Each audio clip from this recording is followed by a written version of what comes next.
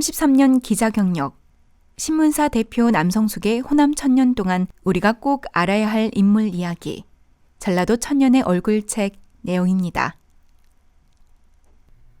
녹두꽃이 떨어지면 청포장수 울고 간다. 전봉준. 조선 말기 동학 농민운동 지도자 전봉준. 몸이 왜소하여 흔히 녹두라고 불렀고 뒷날 녹두 장군의 별명이 생겼다. 출생지에 대해서는 여러 설이 있으나 고부군 궁동면 양귤이라는 설이 가장 유력하다. 고부군 향교 장의를 지낸 창역의 아들이다. 아버지는 고부군수 조병갑의 탐악에 저항하다가 모진 곤장을 맞고 한 달 만에 죽음을 당하였다.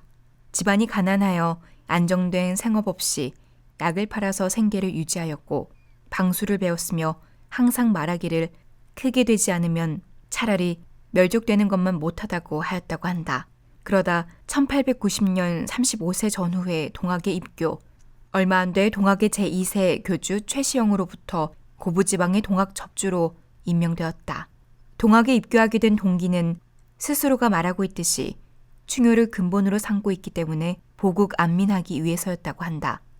동학을 사회개혁의 지도 원리로 인식하고 농민의 입장에서 동학교도와 농민을 결합시킴으로써 농민운동을 지도해 나갈 수 있었다. 농민 봉기의 불씨가 된 것은 고부군수 조병갑의 탐악에서 비롯되었다. 조병갑은 영의정 조두순의 서질로서 여러 주군을 돌아다니며 가름주구를 일삼아 농민들의 원성을 사고 있었다. 1893년 12월 농민들은 동학 접주 전봉준을 장두로 삼아 관아에 가서 조병갑에게 진정하였으나 받아들여지지 않고 쫓겨나고 말았다. 이에 동지 20여 명을 규합하여 사발통문을 작성하고 거사할 것을 맹약. 드디어 이듬해인 1894년 정월 천여 명의 동학 농민군을 이끌고 공개하였다. 이것이 고부 밀란이다. 농민군이 고부 관할을 습격하자 조병갑은 전주로 도망갔다. 고부읍을 점령한 농민군은 무기고를 파괴하여 무장하고 불법으로 빼앗겼던 쇠곡을 창고에서 꺼내 농민들에게 돌려주었다. 이때 자연 발생적으로 고부밀란에 참여했던 농민들은 대개 집으로 돌아가고 전봉준의 주력 부대는 백산으로 이동, 주둔하고 있었다. 그러나 안핵사로 내려온 이용태가 사태의 모든 책임을 동학 교도들에게 돌려 체포와 분탕, 살해를 일삼자 다시 동학 농민군은 봉기하기 시작했다. 전봉준은 여기서 동도대장에 추대되었다. 이로써 밀란은 동학 농민 전쟁으로 전화하였다. 1894년 4월 그가 이끄는 동학 농민군은 부안을 점령하고 전주를 향해 진격하던 중 황토현에서 관군을 대파했다. 이어 정읍, 흥덕, 고창을 석권하고 파죽지세로 무장에 진입, 이곳을 완전히 장악하였다. 여기에서 전봉준은 창의문을 발표하여 동학 농민이 봉기하게 된 뜻을 재천명하였고 영광, 한평, 무안 일대를 진격하고 전주성을 점령하였다.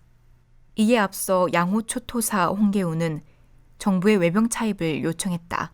결국 정부의 원병 요청으로 청국군이 인천에 상륙하고 일본군도 텐진 조약을 빙자해 조선에 진출해왔다. 국가 운명이 위태로워지자 홍계운의 선무에 일단 응하기로 하고 패정 개혁안을 내놓았는데 이를 홍계운이 받아들임으로써 양제 사이에는 5월 7일 이른바 전주 화약이 성립되었다. 그리고 전라도 각 지방에는 집강소를 두어 패정의 개혁을 위한 행정관청의 구실을 하도록 하였다. 그러나 오래지 않아 청일전쟁이 일어나 사태는 또 다른 국면으로 접어들게 되었다. 마침내 9월 중순을 전후하여 동학농민군과 최시영을 받들고 있던 손병이 휘하에 10만여 명의 북쪽 농민군이 합세해 논산에 집결하였다. 자신의 주력 부대에 만여 명을 이끌고 공주를 공격하였으나 몇 차례 전투를 거쳐 11월 초 우금치 싸움에서 대피하였고 나머지 농민군도 금구 싸움을 마지막으로 일본군과 정부군에게 진압되고 말았다. 그 뒤 전라도 순천 및 황해 강원도에서 일부 동학 농민군이 봉기하였으나 모두 진압되자 후퇴하여 금구 원평을 거쳐 정읍에 피신했다. 순창에서 지난날에 부하였던 김경천의 밀고로 12월 2일 체포되어 일본군에 넘겨져 서울로 압송되고 재판을 받은 뒤 교수형에 처해졌다.